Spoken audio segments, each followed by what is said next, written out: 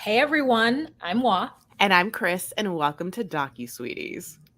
We're two longtime friends who discuss the riveting and sometimes trashy world of reality TV and docuseries. Yes, but through our own lens, honey, which often is separated, sometimes together, in mind and body and spirit, but also sometimes just not in body. And right now, it's in spirit. Also, at the end of the day, mildly sweet. Hi! I did it. Hello! You did it. You got through it. You made it through the wilderness because you had gone into the forest. Well, you thought that I was going to what? Go overboard? Talking about 90 Day Fiancé before the 90 Days, season 6, episode 3.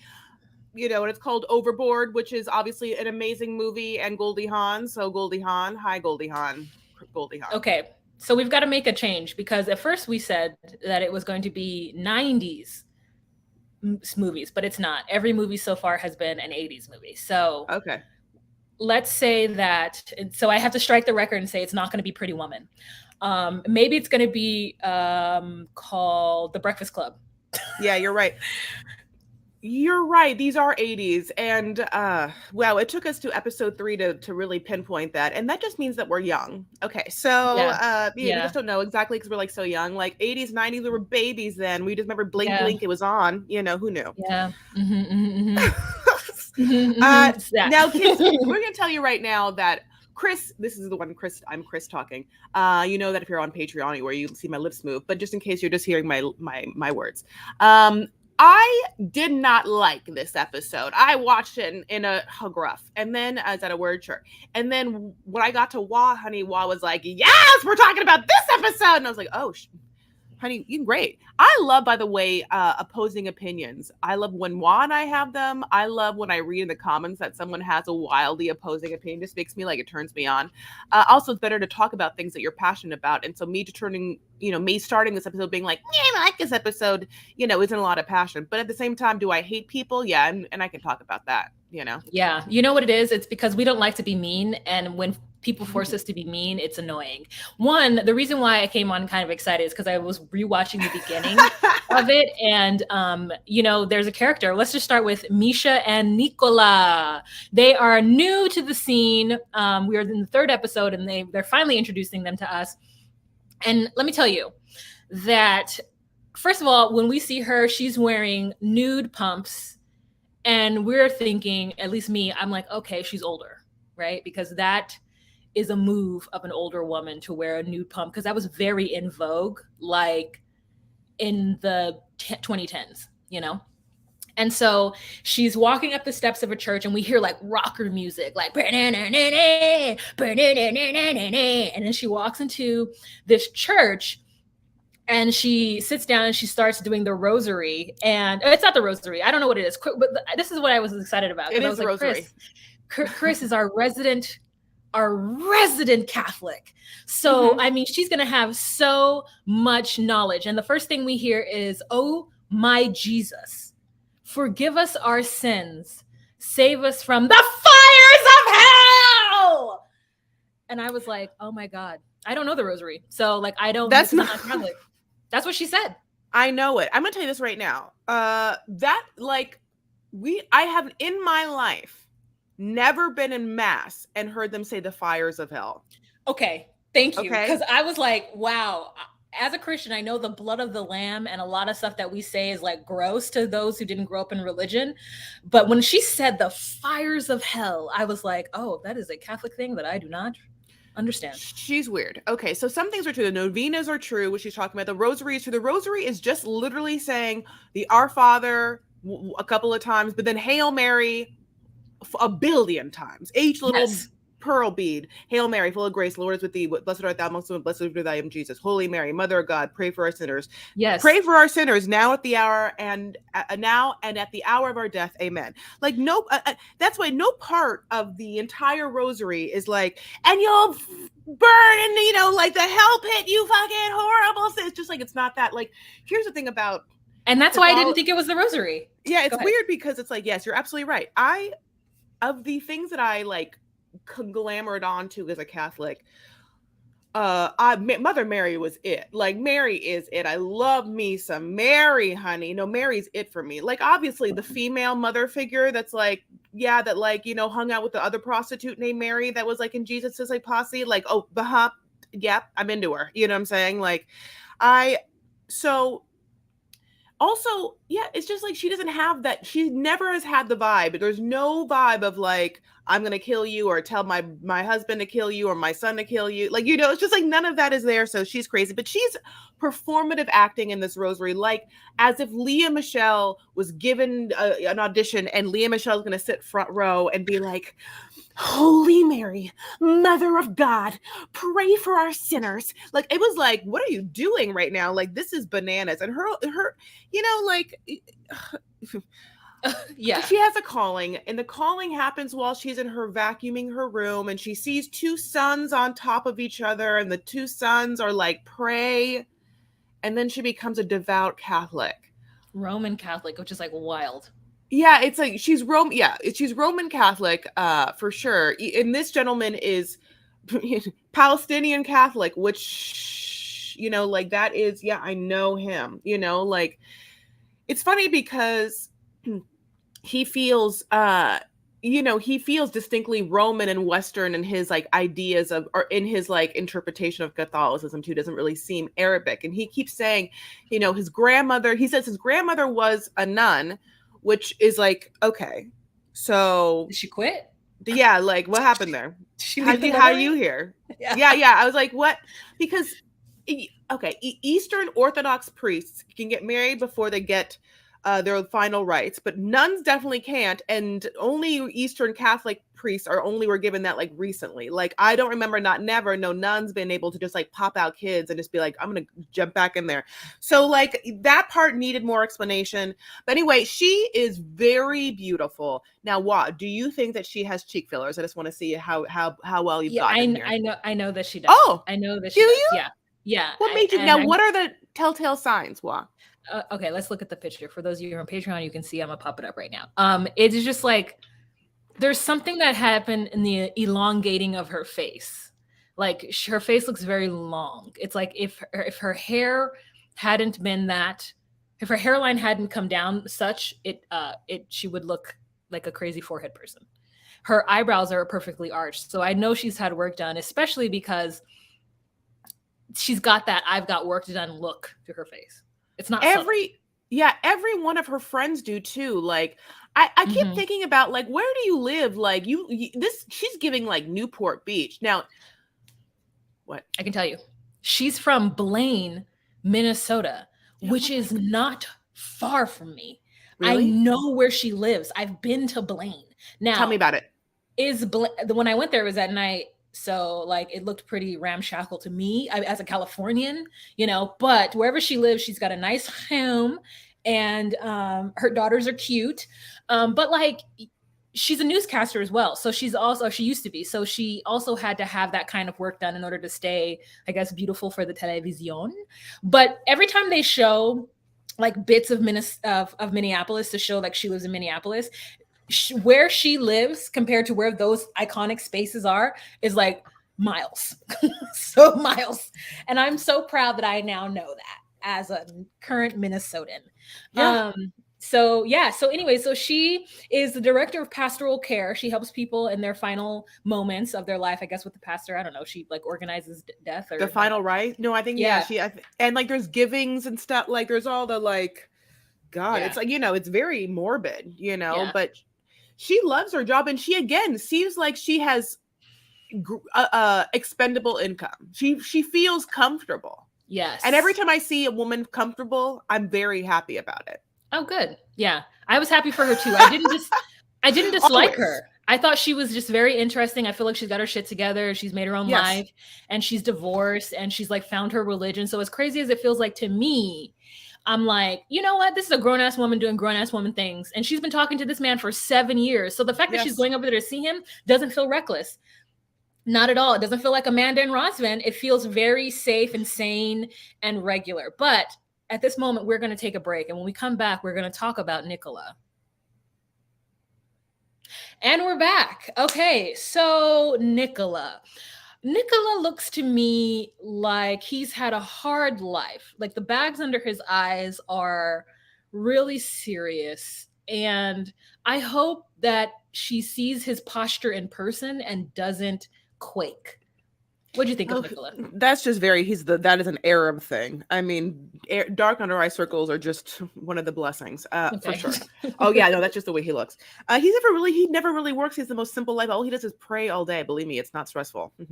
But and fish, yeah. You do recognize that Nicola is like the same name. Oh. Yeah, Arab. Okay. Yeah. He was giving me Arab, but like in Israel, and so I don't know really. I don't understand. He's Palestinian. He says he's Palestinian. Oh, he does. He's a Palestinian Catholic living in, a city, in Israel. Now, I don't know. Don't come for me, any Palestinians. Yeah. Like, was he there before it was? Like, was his family there before it was Israel, or like what? Well, I'm sure that, but what I don't know, let me just finish, is I don't know if where he lives, I don't want, I mean, listen, I want to, let me be honest, I am Palestinian, and I believe that right now, the only option is a 2-state option. Okay. So, but I still want anyone to come from me and be like, well, where he lives is Palestine because it's like occupied. I'm like, oh, I don't know that. I mean, I don't actually know the city. I've never been there. I'm so sorry. But the answer is hard. And at this moment, it's not, only one. Okay. So anyway, God bless. That's a lot. But anyway, he says Israel. So I'm just going to go by what he says and where he lives. He lives with his mom, which is, it checks out. We've been down the road of like, what this is. He's like, yeah, like, it's Arab culture, pretty much, or of the area, because he's not Catholic. I mean, not because his mom is not super Catholic. It's just obviously his mom's not Catholic at all. So it's just his grandmother and him. His grandmother was the one who taught him the rosary, and that's how he like fell into the blood of Jesus. His mother is not. It's culture for him to live with his family until he's married, but he's never been married. He's 46. He's a virgin. The last time he had a relationship was when he was 30, 16 years ago, and his mother is half deaf. So it is hilarious when we first get in there and he's like, mama, she's like, huh? And he's like, mama, and she's like, huh? Like, it's just like this funny. Where's the fish? Yeah. Like she cannot hear him. And then finally she's like, oh, fish there. So it's funny. And then we see his little bedroom where he's like got all the wires and he talks to Misha. And then we skip to a scene where Misha is like calling him and he's like, sometimes Misha gets mad when I'm fishing because I don't want to be bothered. And I thought to myself, he's gonna hate if he comes to Minnesota. Like his lifestyle of what he does in his home is not how he's gonna be able to live here. Go ahead. But there's lakes there. No, there's lakes for fishing, but like the lakes for fishing are frozen 6 months out of the year unless you want to ice fish, which is a whole different set of skills. Like, you know what I'm saying? Like it's a very different, like very relaxed culture that he lives in. And I mean, to me, I feel like he should be lucky that he has anybody that looks nearly as close as Misha, and so does his friend. Okay. So we're gonna have a couple of scenes. We have the scene with his mom. We're gonna have a scene with his friend. The thing is, Wasim and his friend is his only Catholic friend, and they're the one fishing together. And Wasim just calls his friend out. He's like, Misha is out of his league. And I don't know what's gonna happen because she's gonna come and be like, oh, what am I doing with this really broke, absolutely unemployed virgin living with his mom? Like, I mean, I was just like, oh, I mean, who are you? Like a 90-day watcher on the internet? Like, are you an Instagram commenter? Like, go for the jugular, like not even one moment of like, it's so nice that my Catholic friend who I pray every day, like got what he wants. The other thing about Nicola, of course, is that his entire being is like, I prayed for this every day. And because I've done nothing but pray, God has given me gift in Misha. Like, he's just like, it's divine. Misha is mine, So it's like, yes, she's old. And yes, she has to get an annulment, like from, her first divorce, which by the way, my dad got an annulment from my mom, and then got remarried. And then that was even a worse marriage for him. Ha ha ha ha ha. And so he can't ever get married again. Ha ha ha. Catholics do things. But anyway, so, but obviously that's like a whole other thing. We're going to see scenes with her daughter and also her trying to deal with that annulment. What? I literally forget about that second wife every moment of my day. Like you mentioned it and I was like, who? Oh shit, that bitch, Yeah. The one he got an annulment for, I guess. Not annulment for. I mean, not that he didn't do it for her. He had got it very much earlier for the opportunity to have a second marriage. And it was that one person I know. Who I fucking forget about the live long day. Like, anyways, and I know you can't. But anyways, you're right, Chris. Oh, okay, great. You're right, Chris. Like, it's just like he doesn't have anything to offer her. And so now we're going to watch. And listen, I'm going to tell you this right now. There is no way that she's going to allow him or be able to, because of her power as a woman, allow him to be the head of household. And I'm pretty sure that he's going to try to be. Like, I'm pretty sure that he feels divinely that like his life and his choices are what they need to do. And her girls are right. She has a conversation with her girls where they're like, we're really worried about him coming over here and just being in our home and like judging us and shit. And she's like, yeah, you're right. And it's like, because not only is he going to judge you because he's super Catholic, his culture is very, very different. And so I think there's going to just a lot of problems on the horizon. And then to me, the cherry on the shit cake is that he has the audacity to say that if you don't get an annulment, what we're doing, or if we try to get married, it's going to be a sin. So I want to be married in the Roman Catholic Church. It's like, dude, do you want to die a virgin or do you want to marry this hottie? Like, do you need to choose? Oh, God. Yeah, but yeah. I mean, wow, this whole thing is that he's obsessed. He's in a cult. I mean, he's a cult. Yes, he doesn't want to have sex with her more than he wants God's love. Oh, for sure. This is okay. This is, you're not, I mean, this person. This is deep. He's been a virgin this entire time. I'm just saying, Misha's pretty, but she's also much older. There are times in his youth where he was. She's much older than him? I thought she was younger than him. Huh. Now, we'll have to look into that. So sorry. So what I was trying to say was, when he was young, he's been a virgin this entire time. So that means when he was younger, he was still a virgin. And so there were times in which he was just like going around Palestine, and there was just like the hottest of the young hotties that are shaking their, hips into faruz, and he said no then. So I think that what really we're talking about is someone who has given themselves to God and isn't going to give it all up, for that. I see what he's saying. Yeah. Okay. All right. You see it. She has the vision. So I think that's it. That's all we have to say about them, right? Anything else interesting? No, it's just like her skin is so taut.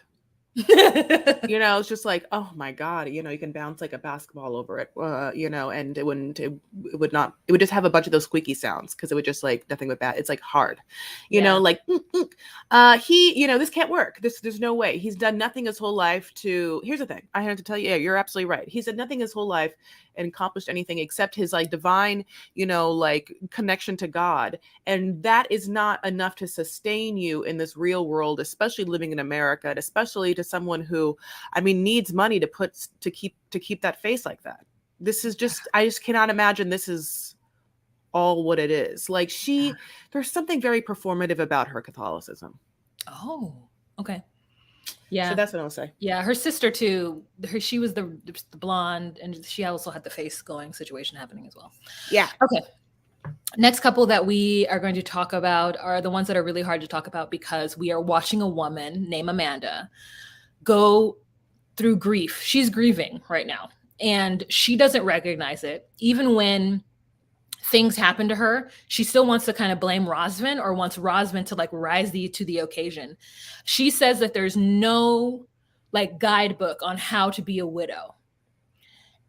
And so equally, I feel like then there's no guidebook on how to help a widow through her choices to be in a relationship when she's truly not ready. So many juxtapositions when she says things through this episode. She's like, I don't want you to come because I don't want you to introduce you to my children. Yet he's already fucking met her children. So like, very confusing. Anyways, so the first scene we have is her waking up the next day from an awkward night of her being kind of bitchy to him. And then she opens up with something bitchy. And I think she just doesn't know it, right? She doesn't know she's being bitchy. She thinks she's being funny, but she's on TV and like should not have been on TV, should not have signed up for the show. Like, who made her sign up for the show? Why'd she do it? She says, you're taking too long with my coffee. And he's like, oh, well, I'm sorry, I'm not a barista. And then in the next breath in her confessional, she says, I'm used to waking up differently. I'm used to waking up when my kids running in screaming, mommy, mommy, mommy, make us breakfast. So the fact that I'm laying here and somebody's actually getting up and making me coffee is different. Yet, and still the first thing she says is something fucking negative. So he deals with it. And he goes and he gives her coffee and then does a little tidy whitey dance on the bed, talks about why she's wearing socks to sleep. And I guess my question is, does anyone else sleep in their socks out there? Oh, I get too hot. But yeah, the only somewhat positive ness I get from watching this is just remarking about what a horrible toxic energy she is at all times, and how completely, I personally would be like, I can't wait to get away from you.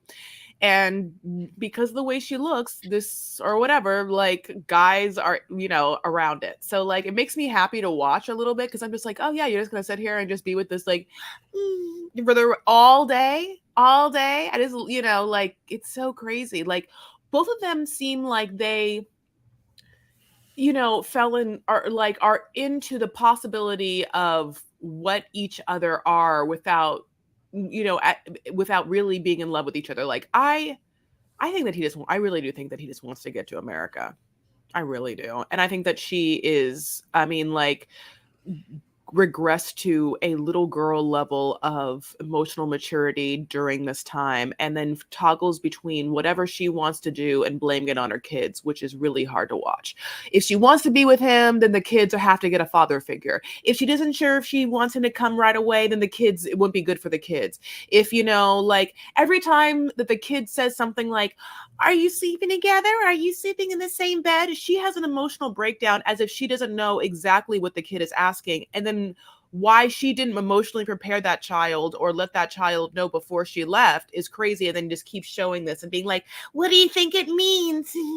Like, I just, ugh. And I do kind of wish we could just watch her sister watch these episodes, because I know her sister with those, like, long, droopy earlobes, because she put those earrings in at a different time in her life, and she thought that would be a good idea. It's just like, I knew it. I mean, I knew it, but so. I mean, so they get up and he goes and showers and he comes out. He's like, "Are we ready?" And she's like, "Does it look like I'm ready?" Okay, bitch thing, second thing she says on camera. And so then, like, she gets ready or whatever. I can't remember. They have some kind of conversation, but I don't remember what happened in that one. And then they go to see Old Town Hungary. I think they're in Hungary, right?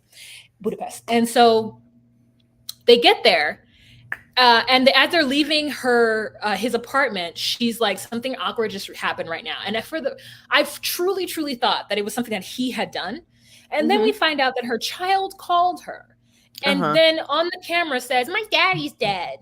And she, like, fucking freaks out, and then is like, "I don't think I should be here. I shouldn't. I did it." And then we find out this fucking bitch, she booked a trip for 3 weeks. 3 weeks. Yeah. What? I thank you for bringing it up, because I was like, why 3? Like, how are you 3 weeks away? Like, that just seems like one whole week unfucking necessarily. Yes. I mean, 10 days is the max, right? It makes it you can have a good vacation and you don't have to stress about, like, the travel home. You can fully relax on your vacation. 3 weeks? She thought she could be away from her children for 3 weeks? Just She's sucking on the crazy. neck. 3 weeks of sucking on that neck, honey. Just, like, giving him hickeys everywhere. Yeah, he has a hickey the next morning as they're walking down the street. Her reaction to, like, he's like, look at these traditional Romanian clothing. And she's like, okay. And he's like, they do a Romanian dance. Do it. Oh, that's this, which, by the way, is a very easy dance. I was like, is that it? Is that really it? And then he's like, oh, look at this, like, beautiful building. It's, she's like, What is it? Like in a movie. The American response of "it looks like in a movie" is like, it's so funny, because it's the representation of what it is. So it's like, it looks like the representation of someone's idea of what it is once I saw. Well, yeah, I mean, does it look like that one representation that one person made of it? It's just like, I don't know. She is so juvenile. Yeah, it's wild. Then they go to some rooftop. They have some wine, and she says, "I think I should go home." I think that I should leave early. And he's like, well, I don't want you to leave early. I think we're just getting to know each other and your kids will be fine, which is like something dumb for him to say because that's not true. He should, he doesn't know, but he just really wants to get to know her. He's not truly understanding what she's going through. So he's being dumb at the same time too. Go. Why do you think that how sincere is he to you for her? And especially please take into account all the energy that she's been giving him. I don't know. I can't tell how sincere he is. I think he just really wants to make this work. That's what it feels like. It feels like by any means necessary, but not from a place of like, I love you to the moon and back. It feels like it's from a place of just, this is his first opportunity he's ever had and he doesn't want to let it go. Okay. Yeah. So, okay, another frustrating thing that happens is he's like, I'm trying to get my tourist visa. I have an interview. And she's like, well, when are you planning on coming? And he says, well, the week after you return. And she's like, freaks out. I mean, she has a full on freak out about him. Like, I don't know, girl, just like a freak out that he wants to do this and her kids are going to, not good for the kids. And I'm like, you already brought him in. So what are you fucking talking about? She just doesn't want him to come to the US. And I thought to myself when she was behaving that way, I felt like, Rosamund, if you get the okay to go to fucking the US, just go someplace better without her. Like, break up with her, right? Send her ass home right now, break up with her, and like, let's move on. Yeah, because you're right. He would not enjoy that place anyway. I mean, and he's there for a visa that's not a fiancé visa. So his visa is not tied to her at all. Yeah. Right? Yeah. Not at all. And so to me, it's like, we know who you are. You've been on a couple of episodes of this show. We see that you're a professional, so you're not just gonna you don't want it to end because this is a big fucking ticket. You know what I'm saying? Being on 90 Day Fiancé for anyone is a big fucking ticket. Did you see that Usman finally made it to England? Usman got a visa to London, England, and is currently hanging out with Tom of Tom and Darcy. No, I 100% did not know that. I can't even imagine those two together. And I just pray to God that Tom's sister is there too. And if Tom's sister and Soulja Boy ever hooked up, how I'll never stop smiling. Okay. I'll never stop. I guess I got to tell you more then. So Usman has a girlfriend. Yeah, but it's not Tom's sister. It's not Tom's sister. But it should be. But she could still get in between them. Yeah. And apparently Usman and Tom used to go live a lot together. So they already had a relationship because they used to go live a lot. So just like me and you. Yeah. Yeah. So I'm happy for him that he finally made it out. I don't know where he's been throughout the world, but it feels like he's was trying to get to the US so desperately, but now he finally got to London. So close. Yeah. So anyways, she is a nightmare right now, and I don't want to watch somebody go through grief. I don't want to watch this. So she's unwatchable already. Next. Let's go to my unwatchable, Gino and Jasmine. Okay. So Jasmine is spending $3,000 to live her fantasy life for 1 month, and she thinks like she thinks it's the perfect situation because she's like, either he hurries up and gets me to America, or I get to stay in my lap of luxury, and she loves it. Now Gino knows that he's being brought to a penthouse, and every part of him is just shriveling up with cheapness every time he sees how expensive everything is. His penis is going inside his body as he sees the view, and she witnesses it and then tries to then get super sexual to try and offshoot that, and is like, oh no, Gino, let's lay down and massage you. Everything is so horrible. She seems like the most bottom bitch at Hugh Hefner's mansion. You know what I'm saying? She's just she's so trashy and I cannot stand her. But anyway, basically he does the thing that Wah hates the most in the entire world besides if you really want to get to Wah, you do this thing. Wah, what did he do? Is you put your dirty shoes on a bed. So he lays down in the bed because he's like, oh, I'm so happy to be here with the Jasmine. And so they lay down after they see the wonderful view in the man-made island.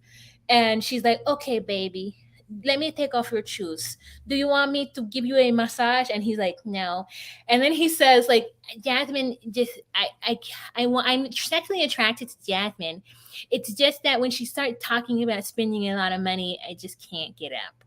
And I just like that. I can't never be with somebody who the idea of spending money just makes his penis shrivel inside his body. That sounds like just not my type, not my world, not my desires. So I cannot imagine. Well, conversely, like the funny thing is I'm the opposite. Like I'm the woman whose vagina seals itself up like upon talk of money when men reveal them being tacky, cheap, or frugal at all.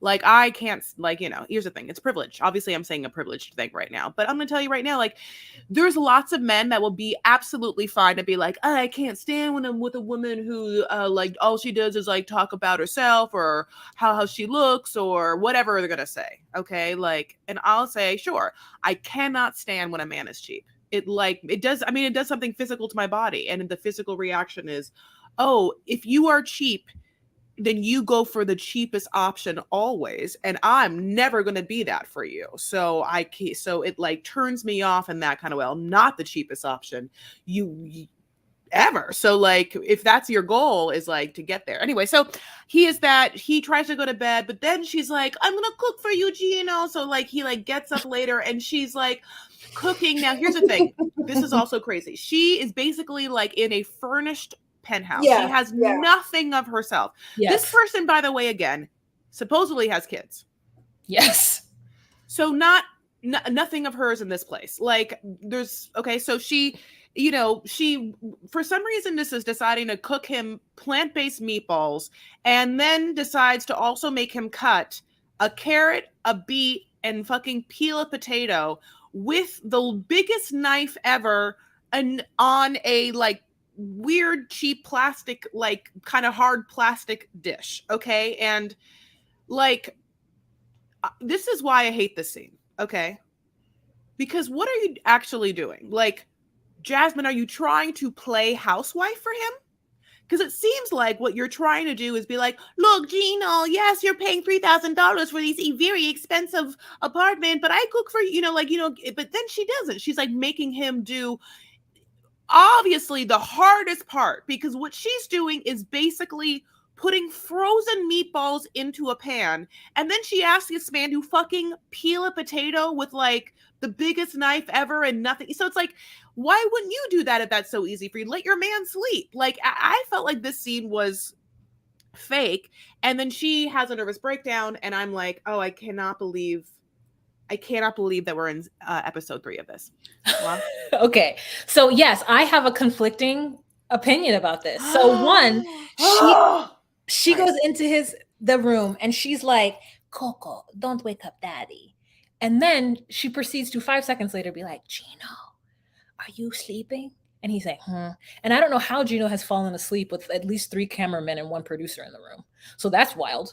And then he gets up and she's like, I want to cook for you. Can you help me? It's like she wants to be with him. It feels like she just wants to be with him. She wants to hang out with him. Yes, he's flown to Panama, but it's not the longest flight of his life. Like that's the truth. Unless he had like a long layover in Miami, but like to Panama, it's not that far. Like when I went to Costa Rica, I was ready to hang out and do all kinds of things that day. But anyways, so he then gets up and he's like, you don't have the proper kitchen equipment.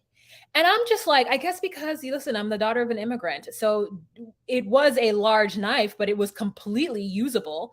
And I would have been able to cut that potato in like 5 seconds. So like cut the potato, and he knows how to because like he's old. So he's lived a life before there were potato peelers. And so like he then is upset because he's like, I don't have the proper equipment, which is the stupidest thing. That is the stupidest lie. Say, I don't actually want to help you, Jasmine. I just want to go to sleep and fine if you don't want to cook because I'm not hungry. And so that's all he had to say. But instead of doing that, he chooses to use this moment as like I'm not going to let her push me around type thing. And it wasn't her pushing him around. It was her, in my mind, trying to have a scene because cameras are in her home and he's gone to fucking sleep. So she's like, okay, let me create a scene. I'm cooking dinner for him, but let me have him come in and peel a potato. And he is freaking out about peeling this potato in such a stupid child way. I don't have a cutting board. It's a plate. I'm sorry. I'm telling you right now, Chris, my dad would rather use a plate to cut something up than in a chopping board. And I have seen it do it so many times. I've been so mad at him every single time he fucking does it. I'm like, here's the board. He's like, no, this is fine. It's just the way. Your dad is an amazing chef with crazy cutting skills, though. Gino Gino is a imbecile that has to, with a huge knife, cut a tiny little potato, and he's having a very hard time, and he's obviously scared. He's not good at it. Sorry. So then that's what he needs to say, as opposed to trying to make her out to be a bossy person. He needs to say, I'm uncomfortable cutting with this knife, and I don't want this food, so I'm actually going to go to sleep, Jasmine. Thank you so much. But he says, I'm not going to do without the packing equipment. As though, like, if she had a potato peeler, he doesn't want to eat. Because then after the whole kerfuffle, he goes back into the room. She has a mental breakdown and says, I just wanted to make you a meal, a vegan meal. And so he then comes out, he's like, Jasmine, I don't know why you're upset. I just don't want to use the proper equipment because I'm a man and I don't want you telling me what to do. So I just, in this moment, was choosing this moment to show that I'm a man and that you can't make me feel bad for being a man because I don't want to use the proper equipment. Wow, he literally a billion times says, I don't want to do this. I don't have the proper equipment, which is how he feels. And it's a boundary. He says it so many times, and she's like, no.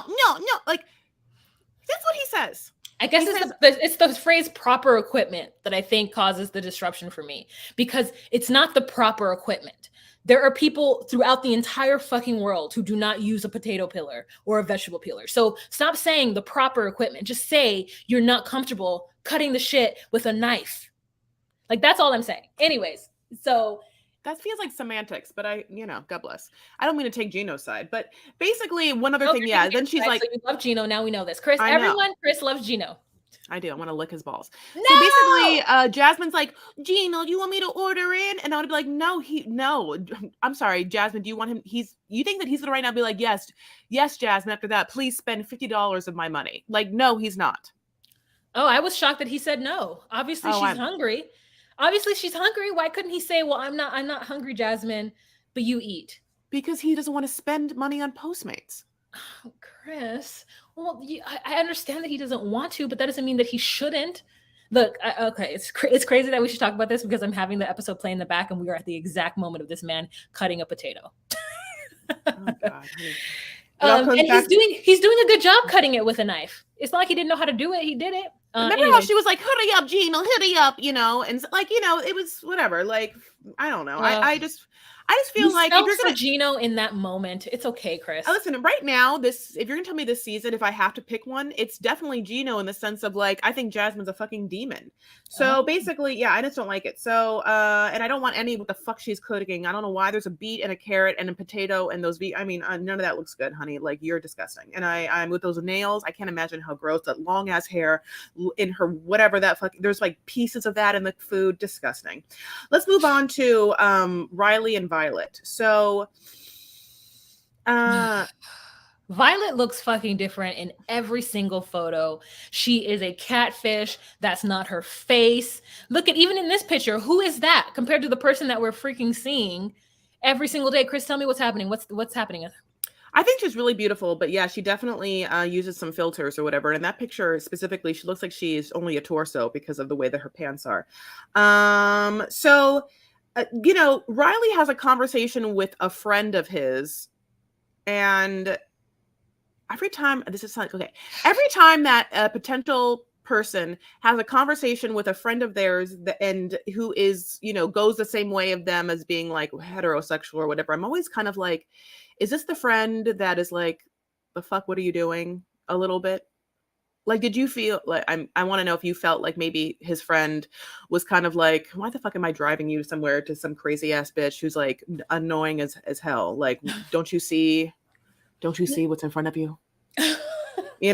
I was wondering about his friend who was watching the dog. I'm like, is your friend married or lesbian or something? Like, why aren't you with that person? Because not that I don't think that men and women can be friends, but I feel like certain generations of men and women aren't friends, and of their generation, because he's like, I don't know, a Gen X or whatever. He's early. He's in his 50s or whatever. So like I don't know. It just feels like it feels like Riley doesn't want an American woman because American women have resources. And anytime anyone goes to a foreign country to date internationally, I feel like they're doing it because they want a woman who's quote unquote simple. And to me, that means a woman without resources. Like, a woman who like needs them and has only time for them. But honey, that's not Violet. When we meet Violet, I realize that Violet is not what Riley wants. Like, they're cool to talk with over the phone, but Violet she has her own moped. Okay. I loved it. I loved it. And she went in there and she haggled and they were like, stop fucking bargaining, bitch. Like, okay, we get it. Yeah, Chris. So like, I don't know. I just don't think they're the right people. And this friend is just like, this sounds like a fucking red flag.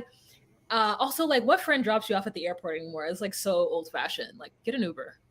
I want a more like Violet was like, yeah, she really had this power scene, right? Where we're like, oh, honey, take me to Ho Chi Minh City. What a life.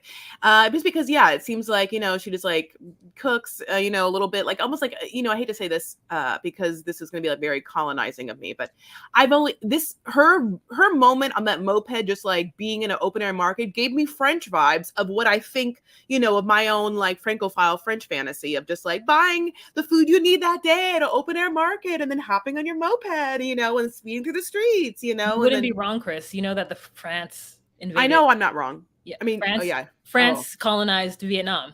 Okay, well, then that's what happened. Sorry, Lebanon here. It's a friend, like sister, colonized countries.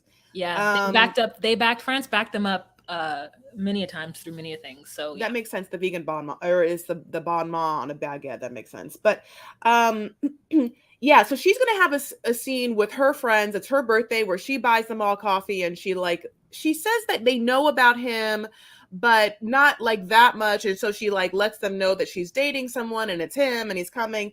And then we really get her viewpoint of the fact that they fight a lot. And she says things like she likes to push buttons, which, like that part seems, like interesting. She also, again, she said that she divorced her first husband, the father of her kids, because he refused to make money for them. Mm-hmm.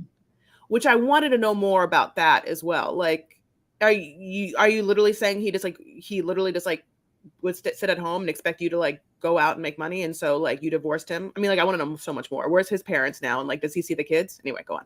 I thought it was like he didn't have any ambition. So like maybe she wasn't a primary school teacher in the beginning, and she just like was trying to like do whatever. So yeah, but I did want to know more about them. You're absolutely right. One thing I did notice about her friend group is that they all were very diverse looking. So I really enjoyed that too. I enjoyed like a girl gathering of, Vietnamese ladies like chitty chatting about like each other's lives, and the way it happens, the structure of how they speak to each other and kid around with each other was really fun to watch as well.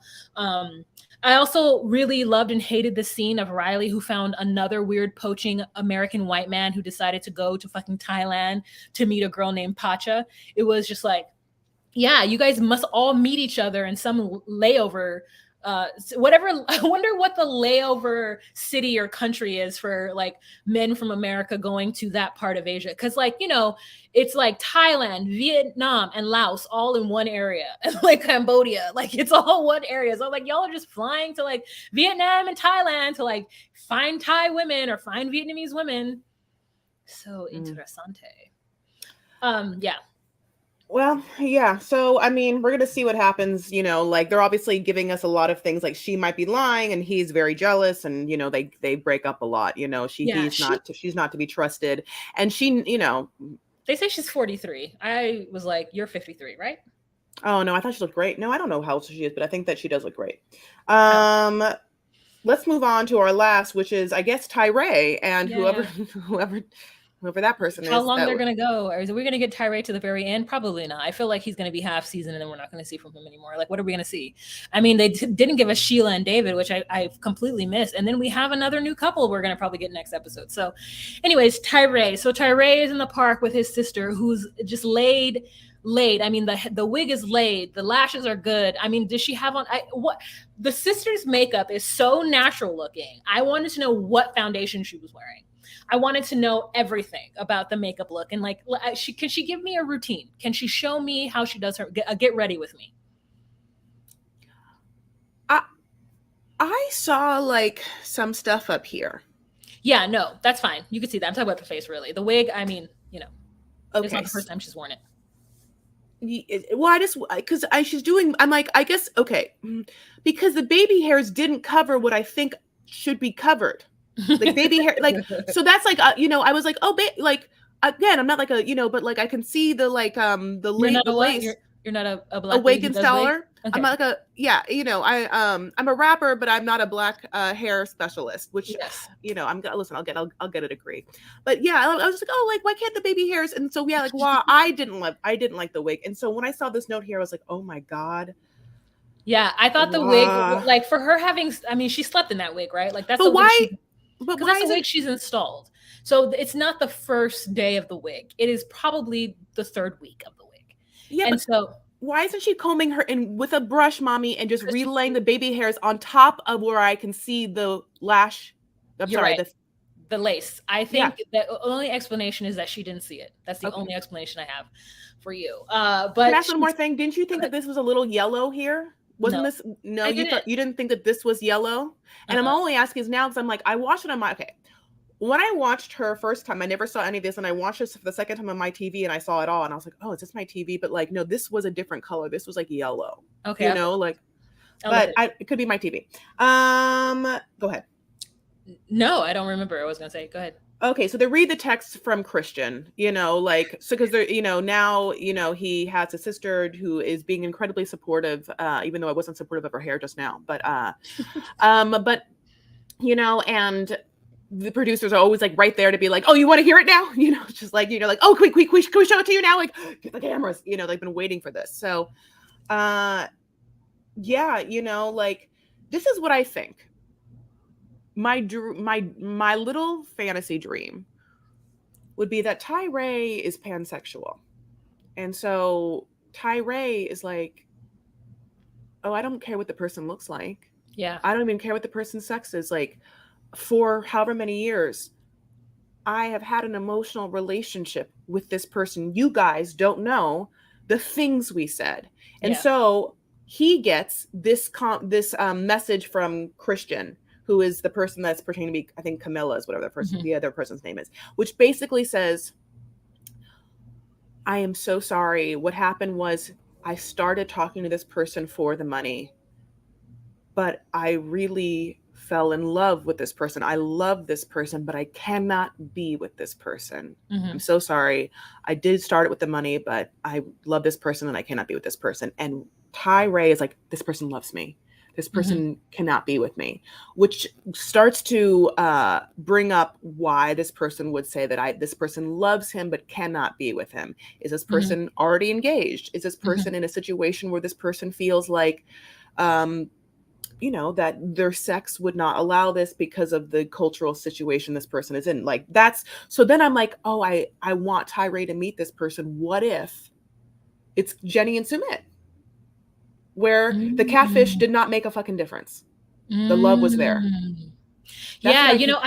I think I keep thinking the same thing too. And I think you said it so very astutely and clearly that I hope that is what this ends up being. And that in my mind, I was like, oh, you can't be with this person probably because A, you might already be married. B, you might be a breadwinner for your family. And so like, it's not like you can just traipse off to the US to be with this person and just leave your family behind. Like there's just so much. Yeah, you're right. So we just need to know what's going to happen. I mean, if it turns out to be that, Chris, this Ty-Ray would absolutely be worth the other couples that we can't stand watching.